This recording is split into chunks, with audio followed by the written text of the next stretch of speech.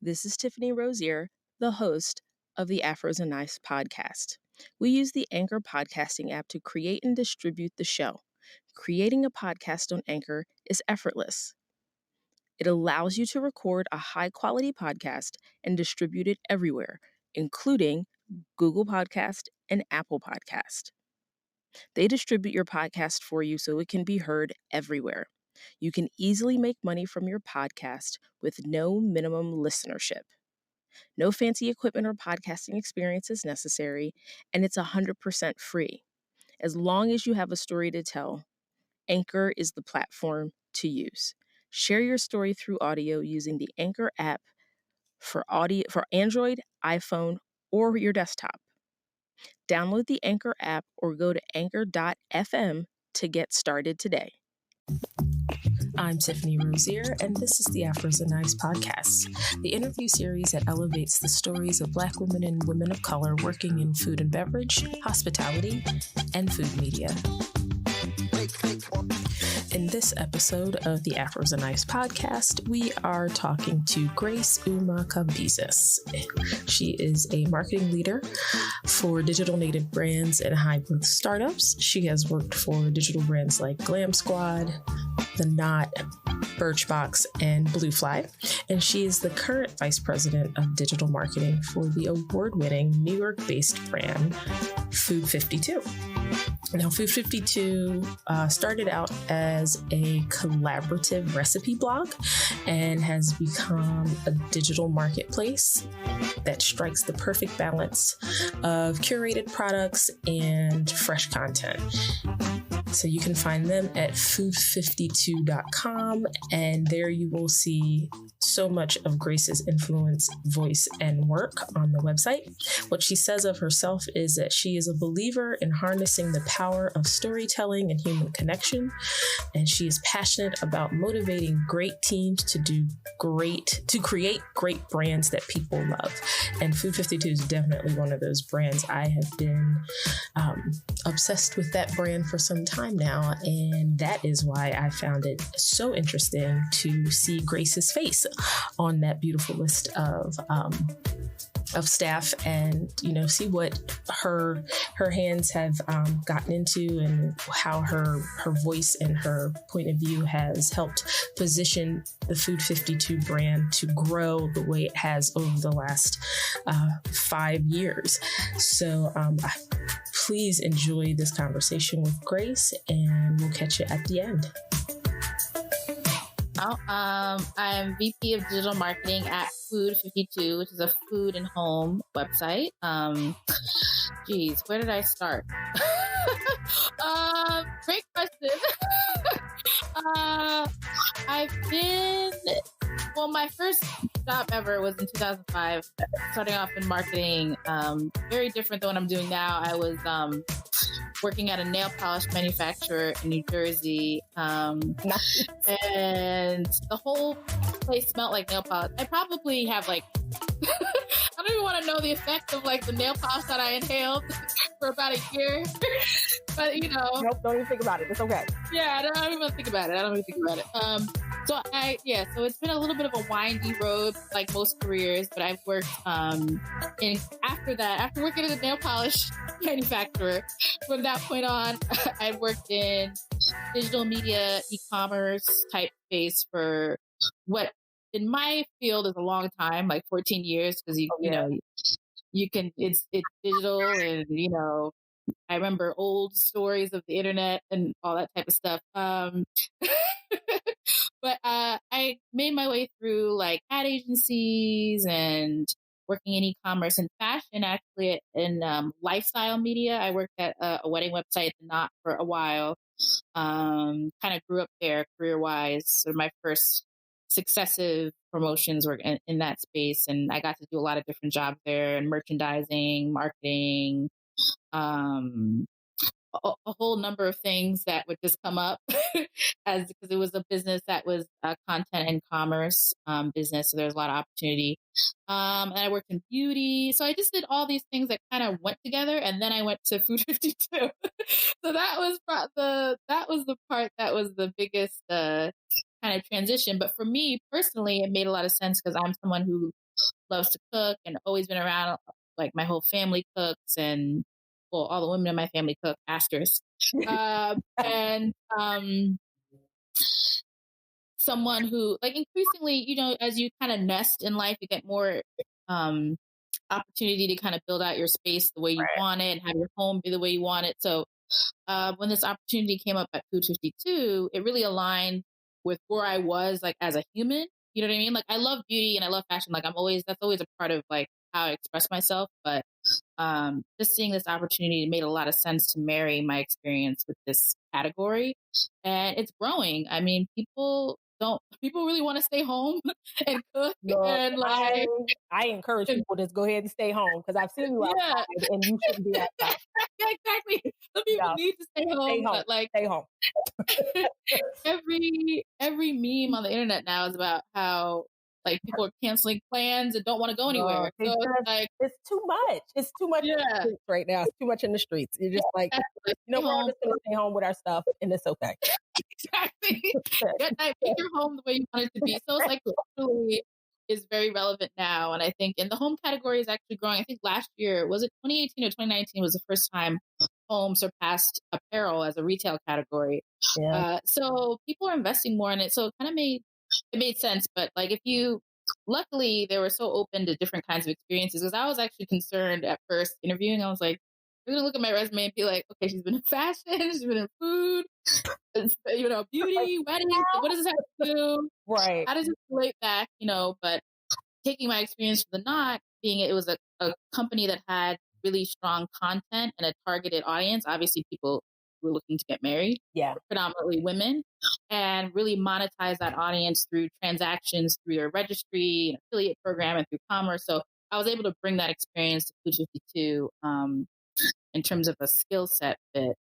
Oh, Um, yeah, so I've just been, you work long enough and there you are. and then, I'm like, there's so much to ask now. It's funny because, like, working in food, the one I always tell people, like, it's not even really a guilty pleasure. I started Yeah. out in graphic design, so, like, my Oh, okay. first degree was in, like, graphic design, and then I had a double major at in design school of graphic design and advertising because I thought I wanted to be in marketing, and Yeah. at the time it was who was doing great work. It was the Gap commercials that were Yeah. doing this, like, brilliant work in the 90s, and I was obsessed. I was just Yeah. like, okay, so who is it? And I think it was Chiat Day who was doing, like, their advertising at the time, and Yeah. and you knew immediately when they severed that relationship because the Yeah. advertising has not been the same, and there was, Mhm. like, energy around advertising at that point that I was, like, all about it. It was, like, storytelling there. There was this interesting, Yeah. like, diversity as well, which is why I'm so confused about what's happening right now. Because I'm like, there was a point Yeah. where it seemed like we were all like, yes, this is what we're Yes. trying to do. Everybody essentially Yeah. listened to the same music. We all were listening to each other's music. We were all wearing each other's Yeah. clothes. So, like, I love that energy. So I was like, yep, I want to be in advertising. And then at some point I just got tired of, like, sitting at a desk and didn't know what I wanted to do at that point. And so I was just like, Mhm. food makes total sense. It's a complete bridge. It makes absolute sense. So I was like, yeah, let's do that. So once I got into food, I started talking to a lot of the chefs I worked with, and they had all, well, yeah, I was a designer for a long time. I was a graphic designer. Yeah. Like, somewhere there is this, like, bridge between the two. Yes. And it, Yeah. part of it I think is creative, but the other part Yeah. is, like, there's a domestic quality and communicative quality to it. So, like, Yeah. marketing is like you're creating and establishing a relationship with a consumer that they will trust you with Yeah. whatever information you're giving them, whatever product you're trying to sell them. And I think Mhm. food is the same thing. Like, Yeah. the relationship takes place in this, like, very compressed space, but you're really doing the Yeah. same thing. You're just selling them this product, but you're building a relationship first. And so you have to Yeah. give Exactly. it an hour and a half to do it, in opposed to with marketing, you might get more time. But we're here, you're like, from the time they make that reservation to the time they ask for their check, you get that little window of opportunity to have this really interesting, like, intimate exchange with them. And so I was just like, yeah, I guess these two worlds make sense. And then I've always been obsessed with fashion as well. I was just like, my first, it's funny because my first line cook job in New York started during New York Fashion Week. And so, like, the worlds just were colliding because we were doing catering for most of the after parties. And so I was just like, so we did like one for like Marc Jacobs. We did another one for Donna Karan. And so I was just like, okay, so food can get you like in this conversation. And then the restaurant I worked in attracted that particular group, that particular industry either way. So we were constantly sitting like design teams and stuff like that for lunch and dinner and that kind of thing. So I am definitely understanding like there is a bridge for some reason. Like you're either switching sides you're always switching one side to the other. I feel like you're just telling the story in a different way. Yeah, absolutely. It makes sense when people are like, I don't understand how you went from this to that. I'm just like, it's hard to explain unless you're doing it, unless you're actually in it. And so, so yes, but I absolutely get that history. I also people like work is not linear, adulthood is not linear. So there is no straight line here. So just give that up. Like, don't put your mind on that. You're just gonna mess with exactly all the time. So I did love your point about how you grew up with one brand. And then when you got to Food 52, you were in that part of your life. And I wanted to kind of unpack that thinking a little bit. I don't think people think about their careers and their life having that kind of like partnership or relationship where your career kind of match where your life is. And I love like that you had that observation. And so I'm like, I'd like to get your thoughts, just kind of expand on that a little bit for me. Sure. It's actually, I didn't, thank you for pointing that out. Like now you're saying it like, because I'm even thinking about early in my career, like when I was which at the time used to be like a very cool fashion website called Blue Fly. And I was there, when I was like 25, and that was very relevant to me. You know what I mean? Like I was definitely not a high lifetime value customer, but I was their entry level customer. And like, that's what I was interested in. And I wanted to get those brands and I wanted to get them off price. And I think that looking at my career, like when I was at the Knot, I started off not married, but I got married while I was working there. So it's kind of like, wow. Okay. Yeah. So it's kind of, but I think that you can, even though as a marketer, like you're always, depending on the brand you work in, you're kind of always you should at least be in at least two age demographics, I think, to be like an actual real business, my personal opinion. But I think, you're always going to have more resonance for like the age group that you're in or the life stage you're in at the moment, and that can inform your work. And it's hard like to separate, not in a bad way, but like as a marketer, because you're always thinking like everyone is a consumer, like you are yourself a consumer. Right. People are so hyper saturated with marketing messages. So everyone is a marketing expert in their mind, like they always have a better idea. Like, what you should have done? You should have done this. You're like, thank you. Yeah. Okay. Think about that next time. Yeah, like got it. All right. The day didn't say anything about that idea, but you I didn't say that. I got it. So you kind of always are, in a way, drawing from your experience or drawing from the experience of people around you, and it can't help but be informed by like where you are in your life too. I think you have to have a little bit of that connection, like for me personally, to a brand to really feel like you can encapsulate why it's resonant, what the value proposition is. And it doesn't mean you use all the things. Like there's certain, like I won't disparage any of my old companies, but there's certain things where like maybe I use one product in the whole line. Like I wasn't like the whole thing. You know what I mean? But right. But I could identify with like who used it. You know what I mean? There's something about it that on a personal level that I could be like, okay, I really understand that. And that's all like, and then the user behavior will tell you the rest. People will tell you the rest. All the time. But I think you have to have some into it. And for me, I guess coincidentally, it kind of did connect to life stage too. Nice. And it's interesting. Like I got obsessed with Food 52, like their first year in, and I was because I was like I had like 4 magazines I was reading. I had just like started to seriously get into professional cooking. So I was following, I think I had like a subscription to Gourmet Magazine, Food and Wine, Bon Appetit. And so I was just like kind of immersed in like the actual like actively cooking. And then I realized like as I was like serving clients that environment was so important. And then there's this, like I think they Food 52 hadn't quite gotten into like that hardcore retail space they're in right now, but as a brand, it's still very the look of the website is what got me because I was still coming out of graphic design, and so I was always looking at new websites to see like where design was going and like where people's eyes were going as far as like what they wanted in the site design.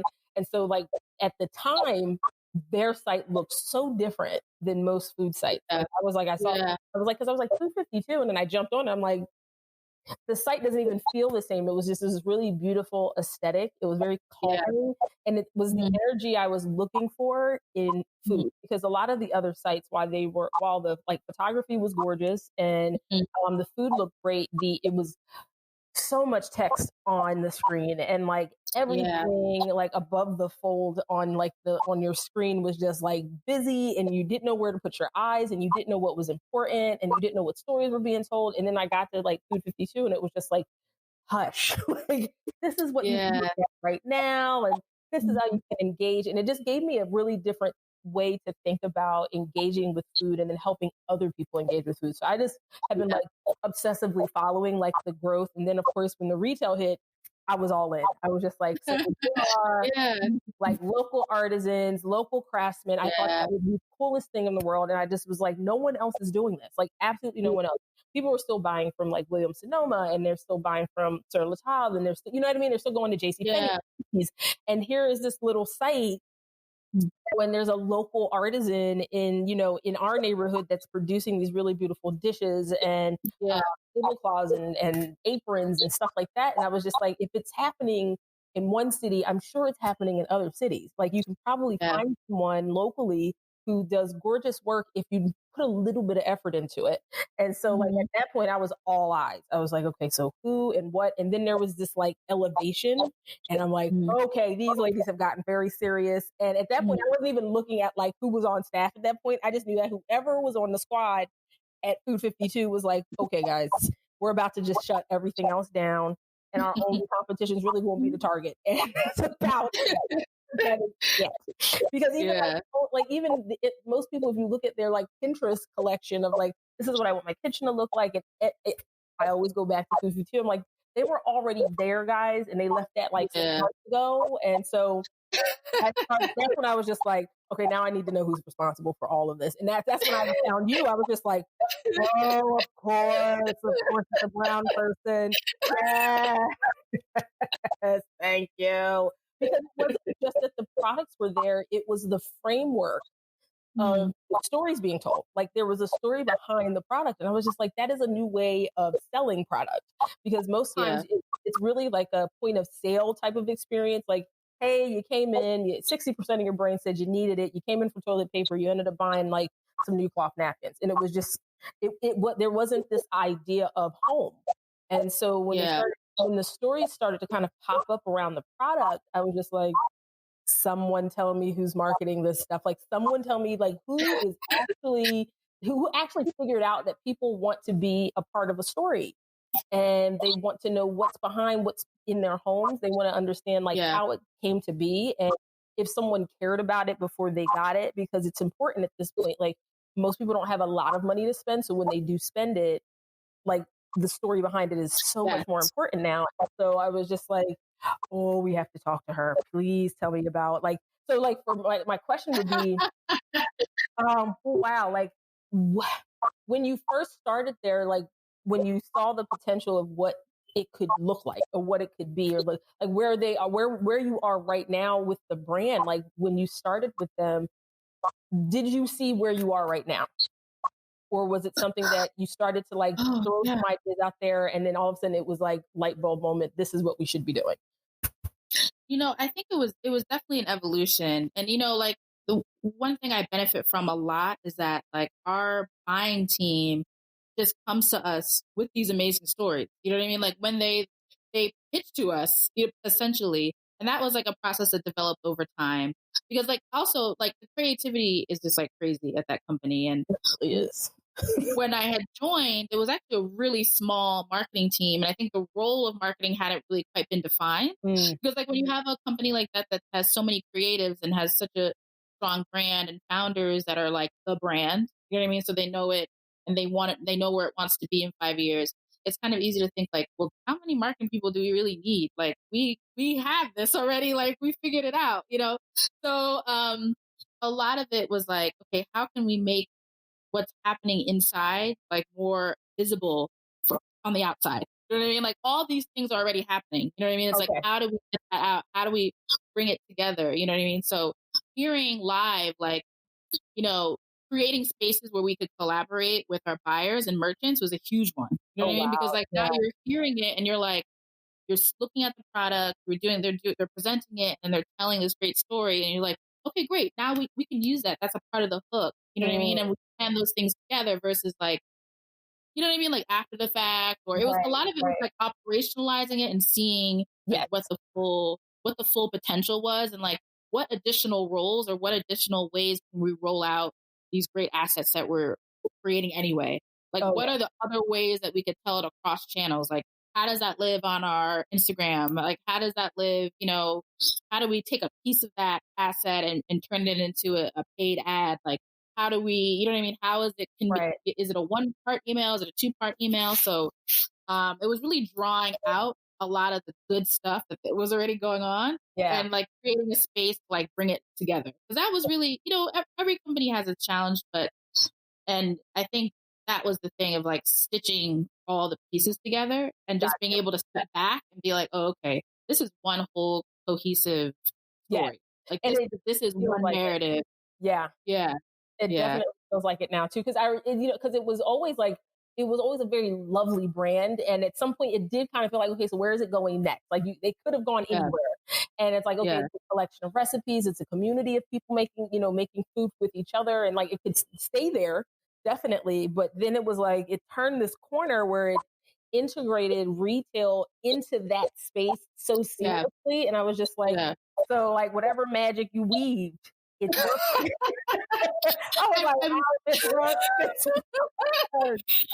One benefit too is the buy-in and the dedication and like the vision of our founders. Because like you could be at a media company where they know they have to monetize using commerce, but it's an add-on, or it's just like we have to do this. So it feels forced, or like it's what we're gonna do. It's like, you know, so. Yeah, exactly. And you can tell, like, the brand is not excited about it. You know what I mean? Like, holistically. Exactly. It's just like something they know they have to do. So they hire someone to be in charge of that. They're like over there doing that. And then like the creatives and the writers are over there, you know, like it's like church and state. Like they never meet. It's like that's just what we do for money over there. But this is the real brand. And that's not staying at food. It was all together. Oh, I love that. Because it's like, you deserve better than this. Why are you doing this to yourself? And it's it's that person. And I talk about the idea of being excited about things translating outwardly all the time, like especially food. Like the one thing you cannot do in my world is serve me a mediocre meal. I rather you cook something with passion, it'd be terrible. Because I can at least go, you really meant everything about this, and I appreciate it did not turn out the way you wanted it to, but at least I know where it came from. But to show up and just hand me a plate of food and like be completely disconnected from the entire process, you can taste it. That's like I can always tell in a restaurant or in someone's house if they have cooked something for me and they just don't care because it shows up in the food. And I'm like, but that's I think part of my brain when it comes to viewing things is I said, well, once you're in marketing, you can't shut that part of your brain off. It's all day, every day, no matter what you do, no matter what you approach at that point, you're always looking for, okay, how is this person's story translating into the rest of the world? Like you're just looking for all of that. And so with like that type of like advertising and monetizing brands and things like that, you can always tell when it's like an afterthought, if it was a labor to do it. And it was like, well, I mean, we have to make money somehow. We might as well just like kind of put this together and hopefully people like it. And it's like, but they can tell you don't care. And where like with exactly. 52, you're just kind of like, this brand wants to be a part of your life every single day. And it's like, it's incredible because it asks for permission to do so. Like allow us to be a part of your everyday story and, you know, trust us to like take really good care of you, because nothing on the site feels like someone or a lot of someone's have not had their eyes and hands on it. So like no product without like a lot of people loving it. It just, there isn't an absence of care. And I was just like, I think that's the leap forward for like consumer goods and for marketing, you know, going forward, is because we have so much social media where people are telling either fabricated stories or organic ones, regardless. Doesn't matter. But you know, it's a world where the story is the thing that drives the connection as well as like the purchase or the action. So I think you know, marketing is going to definitely like pivot a little bit, and it'll be about, okay, how can this brand be a part of your story? And like you know, those long lasting brands like Johnson and Johnson and Tide and Lysol, they figured that out a long time ago, because people are brand loyal before they're even like old enough to purchase these products. They're like, you know, like you smell bleach and you immediately think Clorox. Like, and you're going to buy Clorox regardless, even if you don't like it. It's just like, well, if I'm going to buy bleach, I'm going to buy Clorox because you've already branded to do so. And so it's like those brands knew that if we can be a part of your life from the beginning, I mean, you smell baby powder and you instantly think Johnson and Johnson, even if that's not the brand. You just go baby powder Johnson and Johnson. And so it's incredible to me. Like, I think Food 52 is definitely one of those brands that will be that. Like, someone will be like, look, if you want your house or your kitchen or whatever to look like beautiful and homey, and you know, you want to feel well taken care of, and you want to trust the brand, you know, it's always my first recommendation. When someone's like, oh, I need, you know, like new wooden spoons or new serving bowls, I'm like, go to Food 52. Like, don't even mess around. If you got the budget, if you have the budget, go. If you don't, go to Target. And I'm like, those are the only two places I can give you right now. Target is giving me the same vibes. You go in and you're just like, Target wants you to, it's, you know, I remember when Starbucks was like, we want to be the third place. And I was like, well, Target beat y'all at that. So it's just like, Target is the third place for a lot of people. They go, they take a cup of coffee, and they literally just walk up and down the aisles as a as a fortress of solitude. And you're just like, that's what y'all wanted, but Target is the one that won that fight. I'm so sorry. And so it's, you know, I love that Target. I love that Target meme. That's like, you don't go to Target with the list. You go to Target and let Target tell you what you need. Sometimes you will walk around with an empty cart and leave with an empty cart. Like, I've gone into Target plenty of times when I'm stressed because I'm like, I just need a minute, and I will walk around Target and I will look at things, and then I will go home and I feel just fine. And I'm just like, I didn't need to shop. It was just, I don't know what the energy about Target is. I don't know, someone to go. I think people go in there in the morning and like smudge all up and down the aisles for people to get rid of like bad auras and to cleanse everything. People come in there just like, burn sage. They just run around burning sage to the entire store, so that when people come in, they can get their good vibes back. Because like, you do not get that energy at Walmart. You don't get that energy at your grocery store, but Target has this really unique space right now. And I'm like, I don't know how it got to be that. I remember when Target opened, you were like, well, it's just an upgraded Walmart. And then all of a sudden, you don't appreciate that. We're going to fix that. And they really did. Just like, they really did. We're not Walmart. Don't put us in that category. So like, for me, because the theme of this season is like wellness and growth. And like Food 52, and then yourself, of course, like being at the helm of a lot of what's happening in their digital marketing, just rang that growth bell for me, because watching the brand like really grow, and then of course looking at how their staffing has like grown and evolved, and like their real commitment to making sure they have a diverse and inclusive staff, which for me is the reason why I think the lack of that commitment for food brands specifically is the reason why most of them are going to be obsolete in the next probably 3 to 5 years. I'm like, if you refuse to diversify, what's the point? Because you're not going to be able to tell new stories because you don't have new storytellers.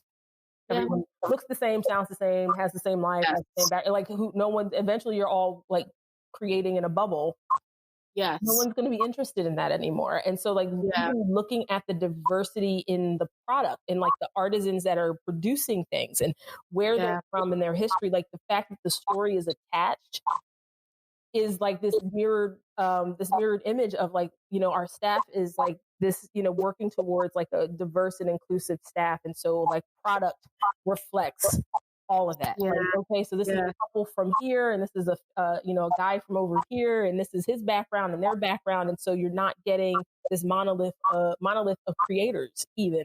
Yeah. You're just like, oh, so this producer is from this part of the world, and this producer is from around the corner, and so it shows up in the work of the brand. So for you, like at this point, like how big is your team? At this point? I have a team of 8 at this point. That's a pretty good sized team though. Like, I was like, considering the size of the brand overall, I was like, that's a nice hefty team. So like, where do you, I guess from where you stand now, like where do you see the brand, like the brand itself, and then where do you see like food retail going in the next 5 years? Yeah, I think I know I'm very biased. I think that we're really like ahead of the curve in terms of the whole experience. Like, as you're saying, like being a part of people's home holistically. Yeah. Also just on education, like that's like a big area for us just around products. So we tell the stories about like how our products, where they came from, where our makers got inspired, or their legacy or their heritage. And there's the component of like, what pan do you really need? You know what I mean? Like if you're only gonna have 5, let's say, like what, like based on your life, like what would be the best thing? Like we want to have that really curated. We already have a very curated assortment, but then adding. But obviously, as a business grows, SKUs grow too. You carry more product just to support growth, but also like how can we get even more personalized in terms of how we're educating people to make the best choice that they're just not going to get at any other retailer. You're not going to get at the Sur La Table. They're not going to help. They're not going to say, okay, this is the one pan that you need. You know what I mean, to do this, to do that. So I think that's a really big opportunity, and all the ways that lives. You know what I mean? Does that live in real life, offline, online? Like, so there's a lot of opportunity just in that realm of like being a real resource to people. And like with sustainability too, obviously it's like top of mind for everyone. I mean, I think it was like 70 degrees in Antarctica like last week. I was like, the world is truly ending. So like all the ways, so like all the ways that like we as a brand, as a company, as a home brand too can aid in that effort for people to be more sustainable, to use less, to reduce. And it could be as like, we have a lot of products that replace single-use plastic, but you know, you also want to make sure that that's at a variety of price points. So it's like, you know, like so that you can really accommodate more people, because that's like the whole point, you know, for it to make impact. And then also just thinking about like on the sort of even on the higher end, like if this really is the best this is the best nonstick pan for you, you know, like get this one, it's in your budget, it'll last you 10 years. Like that's what we should be carrying, and that's what you should be buying. You know what I mean? So it's like, buy other stuff though too. But like we want to like those investment pieces, like that's also a part of like our sustainability story, like because we are like selling things, you know what I mean? So there's always a balance as a retailer, like, you know, be more sustainable. Money somehow we got to sell it. Yeah, exactly. But thinking, even like rethinking, we had a really great, like we have monthly product launch meetings with our buying team, and we're looking at building out like new disposables. So things that are disposable. Because for example, like for outdoor dining, you're probably always going to use a paper napkin and a paper plate. But what are other options like bamboo or other materials that when you throw them out, they actually biodegrade. You know, they'll biodegrade in a year or 6 months versus 1,000 years like a plastic fork. You know, so just kind of meet people where they are and their actual lifestyles. And so that's, I think, like, and then diversity, to your point, I think we have a long way to go, but I think that, you know, you can't really serve a community of home cooks and homebodies without having these voices and these different representations across cultures. It's not possible, you know, and every brand aspires to grow as audience based. It's actually really funny. I was on a panel before talking to you where somebody had asked, it was like a Black History Month panel, and it was about like being Black in the tech ecosystem in New York City. And there was one guy who has his own VC fund, another guy who was an engineer, and then me. And somebody had asked, like, being there's so many startups where the founders are white, of the majority culture, affluent, because you need to have some base to dedicate your time to a business that you don't know is going to make you money or you're going to be able to pay yourself with. And then they're making products or they're selling to people exactly like them. And then there's and there's so many startups that are like that. Like what if the founder has in mind the exact replica on the other side. And I was saying he was just asking, like, I know this is like a broad question, but what are your thoughts on that? And I was thinking about, like, so many brands don't look at this as a missed opportunity from, like, yes, you want to do things because it's great it makes you a good person, but it's a missed revenue opportunity. Oh my God. when you're not serving people, especially I'm like if you're US based, you have to pay attention to the demographics of America. You know what I mean? And if that's your only group that you're getting all your revenue from, like, that group is shrinking. Like, if you're only targeting like white Americans only, like, that's not where demographics are going. So it's like, are you really in the game or are you not? And I think, to your point, like, some brands are going to become obsolete and across categories. Yeah. Because they just don't, and but it's already happened. There's already brands that are obsolete. And I don't think anyone's put two and two together, like, that's why. You know what I mean? But if you look at, like, brands that have lost a lot of their cultural resonance and relevance, and as a result, sales, and you kind of look at, like, what maybe their marketing has looked like in the last 5 years, and you're like, like, you'll see some patterns there, and, like, actively not serving people that give them money. Which is, I never understood want that. to give you the money and you don't have it. I don't understand how that works. I just don't. Yeah, Oh my God. I just, and it's fun. It's like, and I love that point. It was just like, how can you, like, actively not serve these dollars? It's like, why would you look at don't look at me first. Like, the money's still green. I don't understand why you won't. Yeah. How do they understand that? Like, and when people talk about, like, I love the new it's the new diversity, inclusion officer at Target, who's responsible for that Black History campaign. And I remember going into the Target, and again, this is how Target ends up being that third place. Like, I ended up going into the Target, and the display was, like, right at the door.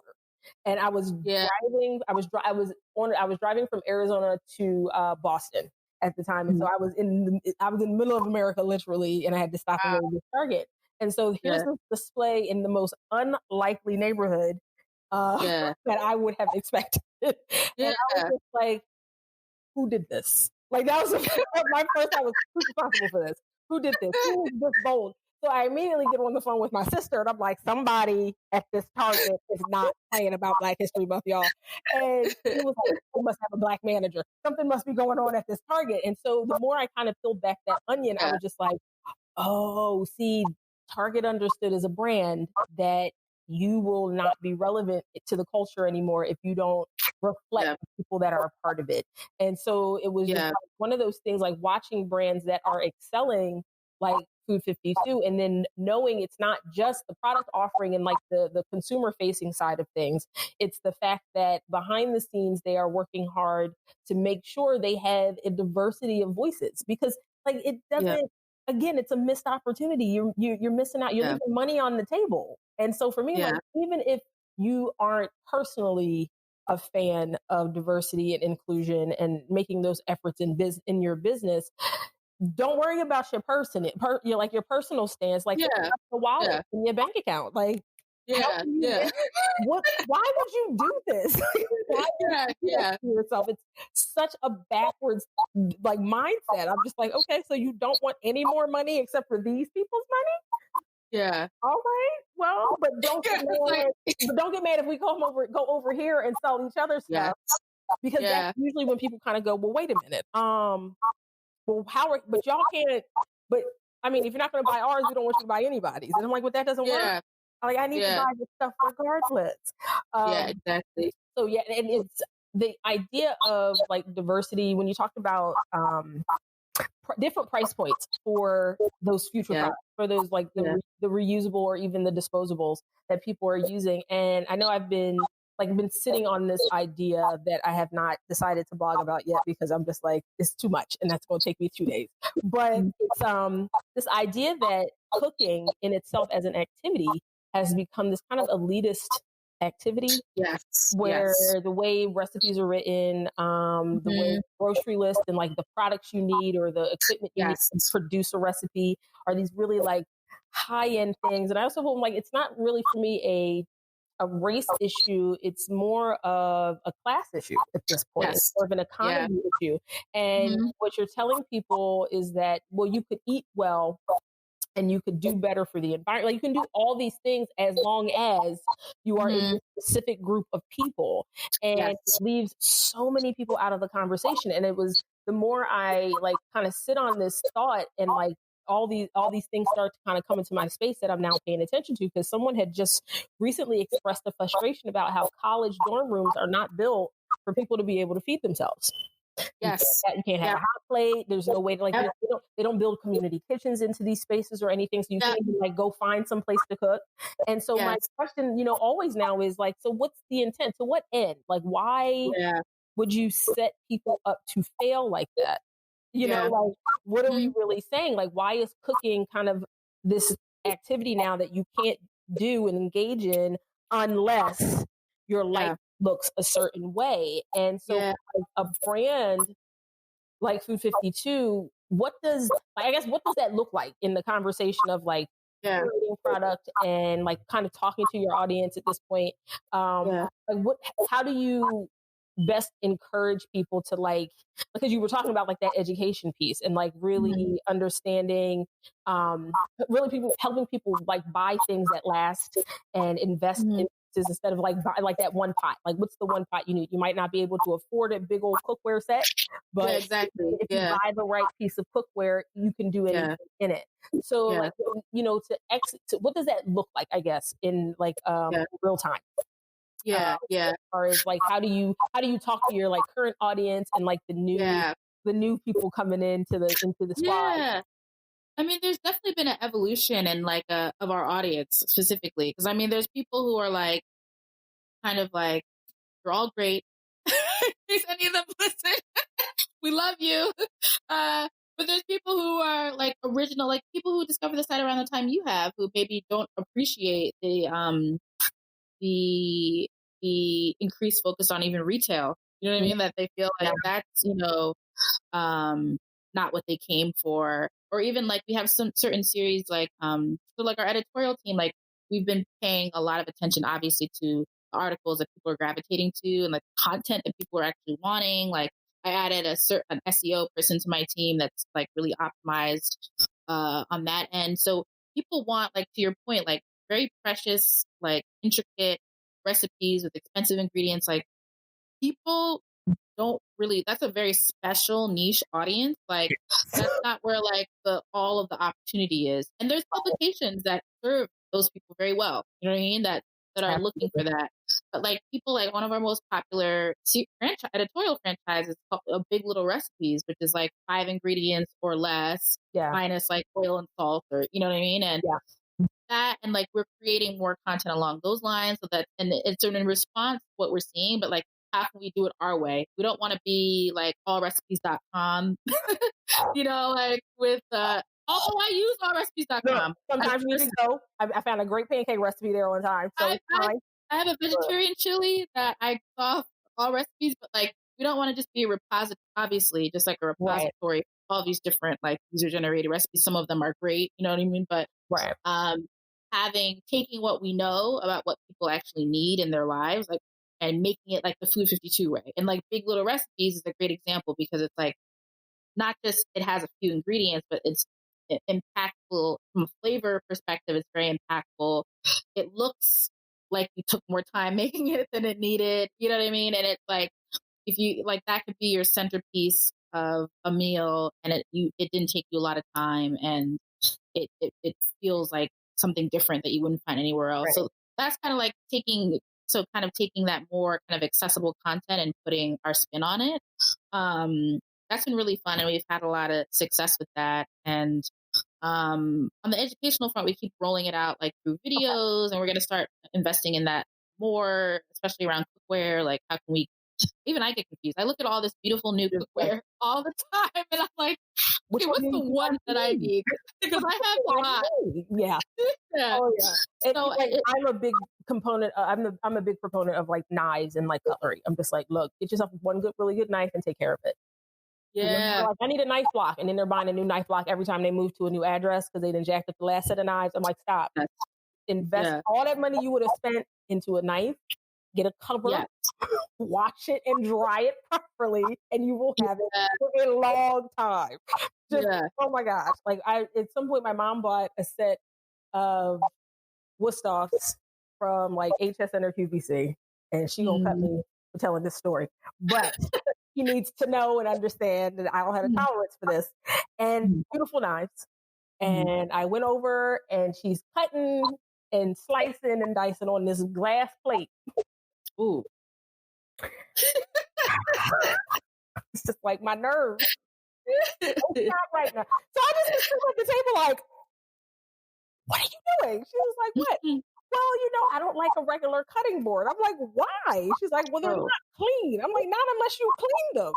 She's like, well, they don't get sanitary. I'm like, what are you butchering a whole cattle of this thing? You're cutting vegetables. Just soak it up and let it air dry.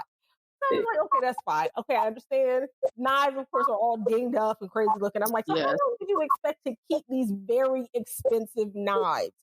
Yeah. I'm like, that's madness. And then at some point, she took one of the larger paring knives from that set and used it as a letter opener. I was just like, I gotta leave. I just got up. I just was like, you know what? I'm gonna go. I'm not gonna do is sit here and watch you do this to this knife, and I'm gonna leave. So it was one of those things where, like, my mom is in her mid 60s, and I'm like, if she's doing this, I cannot. Like my grandmother, when she passed away, she had this paring knife that she used for as long as I can remember. Even as a little girl, I remember having this paring knife that was about this big, had a wooden handle, which I do not even see anymore. And by the time she passed on, the blade was like 1.5 inches. It's about that big. But that woman cooked and fabricated everything. She was cutting bread. She was breaking down. I was like, I would go in her kitchen and go, where are your knives? She was like, that right there. I was like, are you sure you want a bigger one? She's like, no, this is fine. And I watched her cook all these meals with this one little paring knife. And I'm just like, so how did you end up with your child using her knife to open mail? I don't understand what happened. There was a breakdown somewhere. Between the generations sometimes. Like, Mom, what are you doing? What exactly are you doing? But she's also that person who buys a lot of appliances. Assist her because like her hands aren't what they used to be, and so she has an air fryer, and she has a multi cooker, and she has all these things, and she keeps buying like pans and pots and cookware because it's like nonstick, but it's too heavy, so she can't lift it. So that idea of tapping into like a new audience of people where you kind of go, wait a minute, how can we help people make choices for themselves? Like, what are we missing as far as like how we evaluate cookware or cutlery or anything that we're putting into our kitchens? Like, how are we really evaluating it? Like, maybe the handle's too heavy, or maybe it's too big, or it's something, someone has a really steep learning curve. They've never been in a kitchen before and they don't understand how to use something. And how you educate people on, because essentially it also at the very end of all of that, you're helping someone build a life. Yes. And their first experience with nonstick cookware, look, like, I had friends, I used to go to, I think I went to a house every week for a year and no one had a spatula. And I just could not wrap my brain around, how are you in here every day cooking a meal with no spatula? Like, what are you doing for eggs? How are you trying to make eggs? What is going on? And then and then another year it was tongs. Everyone just refused to buy them. I'll go to people's houses, and that was my hostess gift. If I went to your house, was I brought you a set of dogs. So it's like, you're a human being. There are rules in a society. You should have dogs. What are you doing? And so they're like, why would I need tongs? I'm like, to pick things out. Like, yeah. Okay, but I realized, like, you know, excuse me, like in our efforts to simplify people's lives and to like add convenience, and you know, because we've increasingly gotten busier over the last few decades, we've used not the ability to like even do things, we've lost the ability to like find the right tools to do them as well. And so we give up on it. Like people give up on it very easily because they're like, well, I didn't have the right stuff to do that with, and I didn't know what to get. And so because I've seen plenty of people in grocery stores kind of like throw their hands up or wander around a Williams Sonoma because they're just like, I don't know, what do I need to have? Like what and it's really overwhelming. And so I love the fact that you guys are kind of like zoning in on that space, because I can't think of another brand who's like making a concerted effort to do that. And it kind of is an extension of, and but it feels like Food 52. It feels like this is a brand that cares past the sale.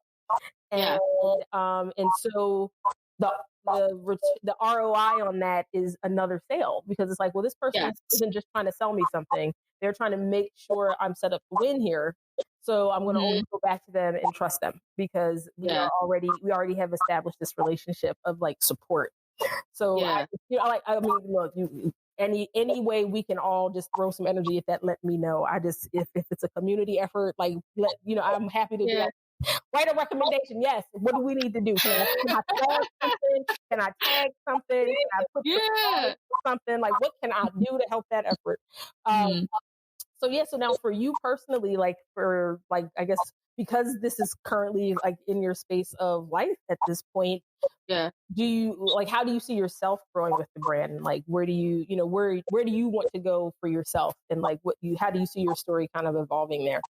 Yeah, I mean, one of the fun things is that there's so much opportunity for the business, and like there's so many ways to contribute to growth. So like my hope is just to continue to do that in whatever capacity that looks like. Like I think it's even beyond, I mean, now the demands of a marketing leader are just very different than what they were, 10 years ago even. Like it's not just, there's no more, I guess maybe some places there are, but there's much fewer like vanity marketing jobs where you're like floating it on a cloud and being like, this is for the brand. And then you just like walk away. Like you have to like make the company money. Like that's like the bottom line. Like be creative and do all that stuff. They're like, what did we grow or did we grow?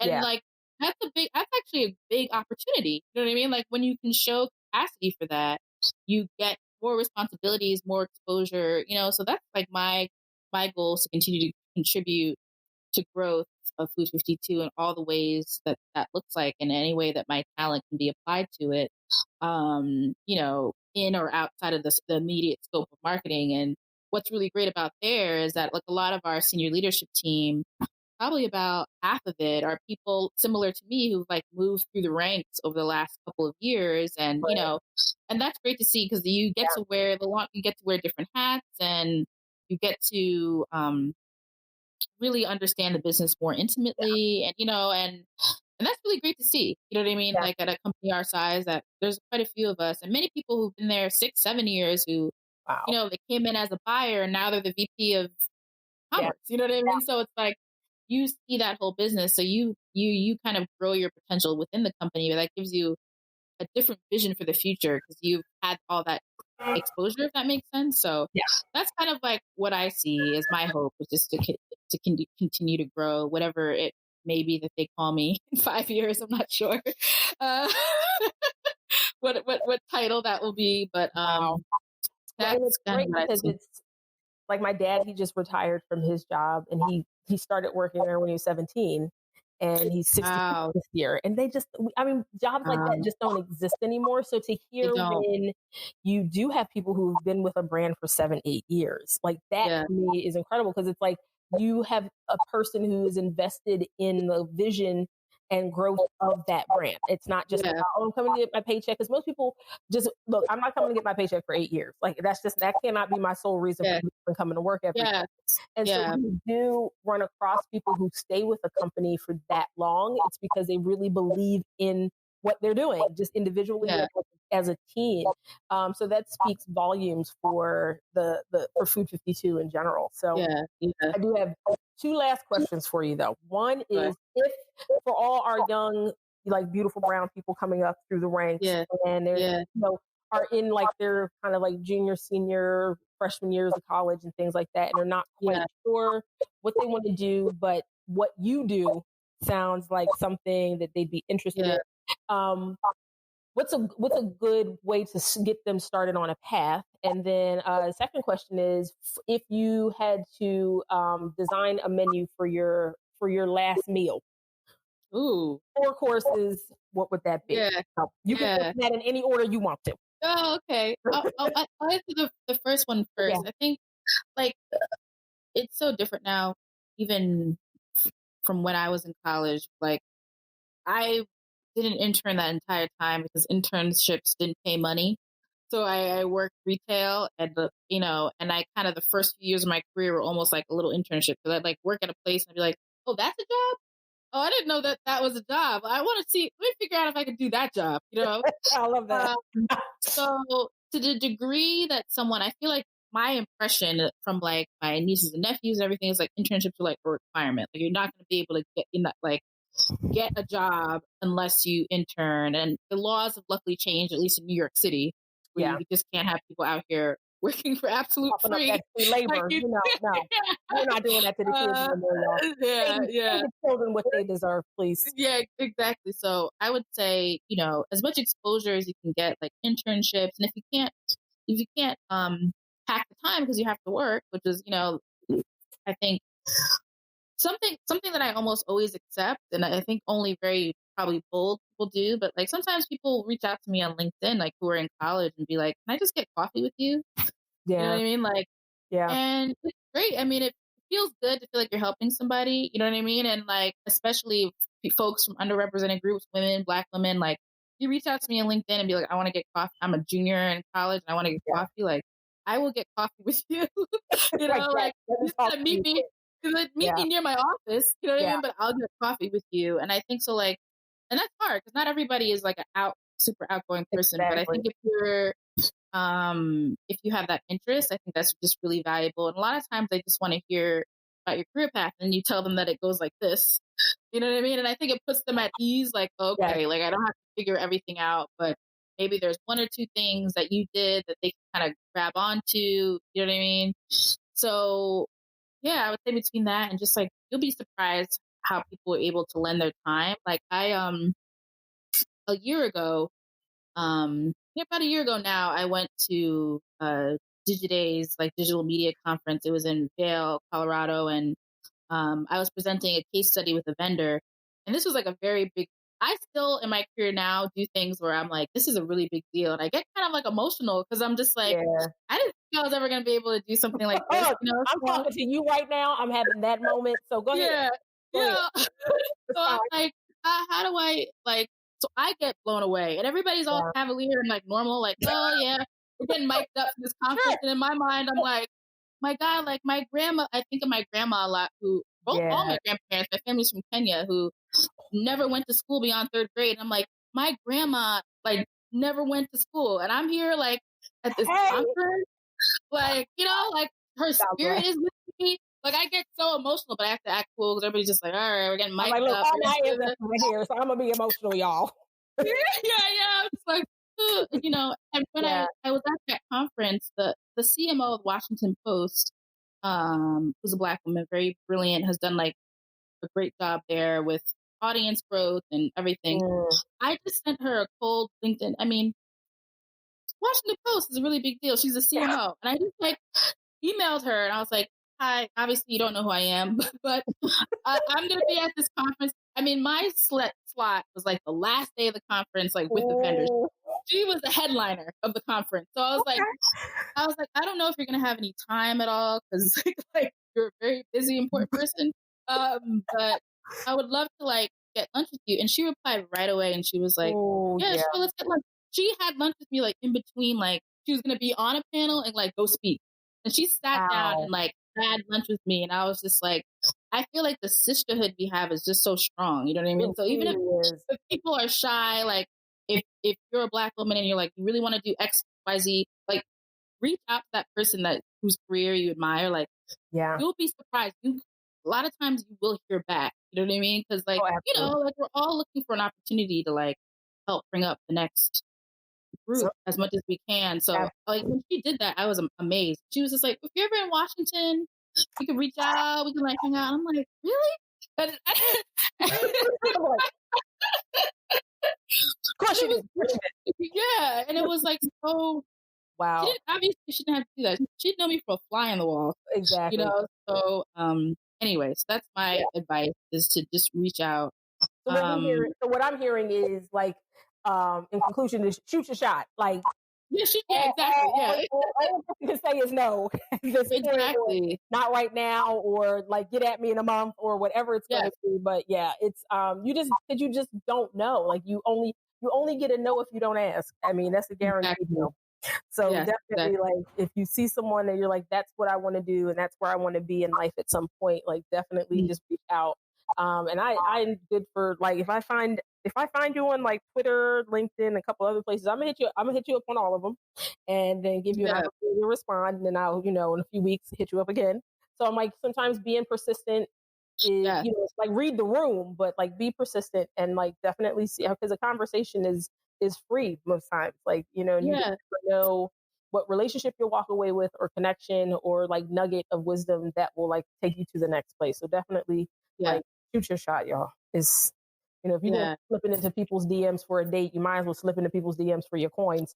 Exactly. Why not? Now Right? you have it. Like just do that too. Like make sure your wallet's taken care of. Like secure your bag and your date. Don't just do the one. Yeah.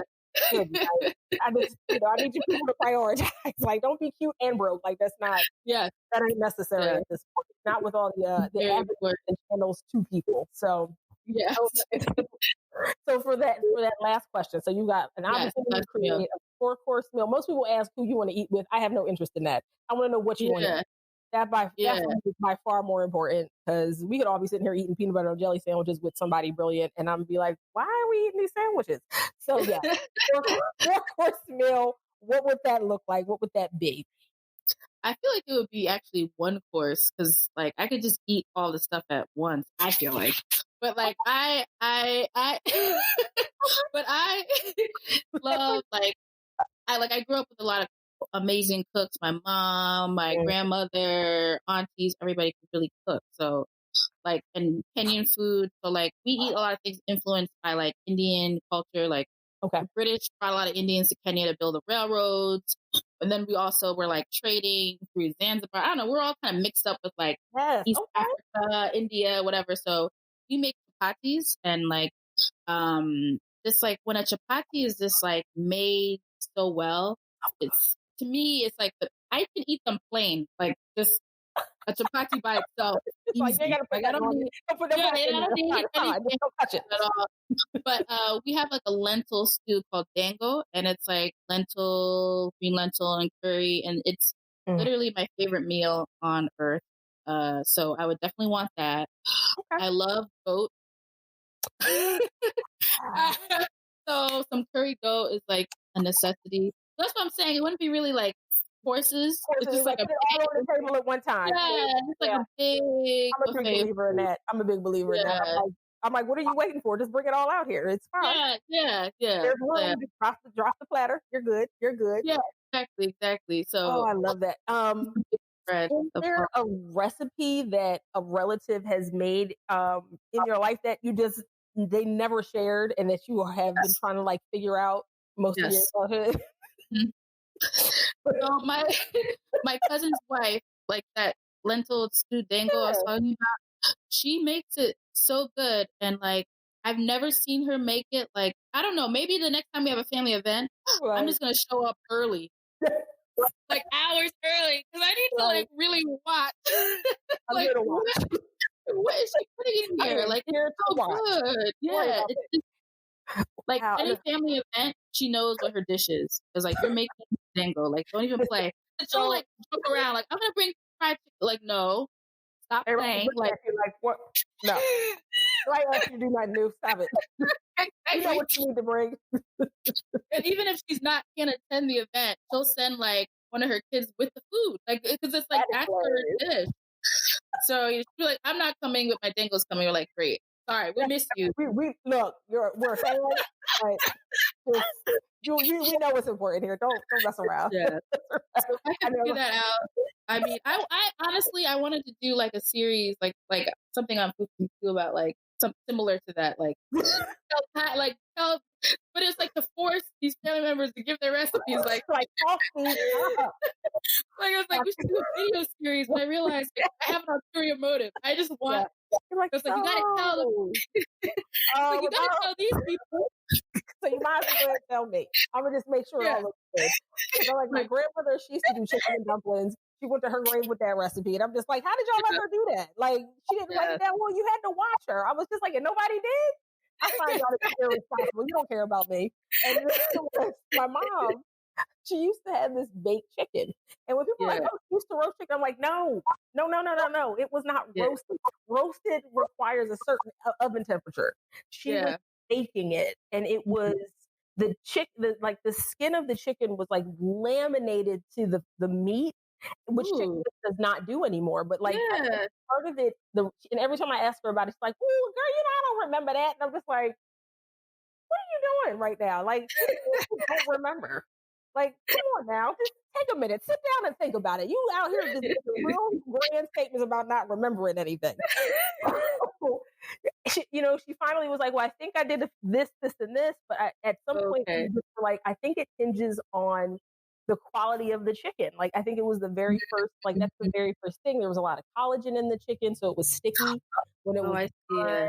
And she never used oil when she baked it. She always used butter, and it was like basted with just like salt, pepper, and parsley. But it was the chicken, and like the skin was like, it shattered. Like once you bit into it, like it was just super crispy. Yeah.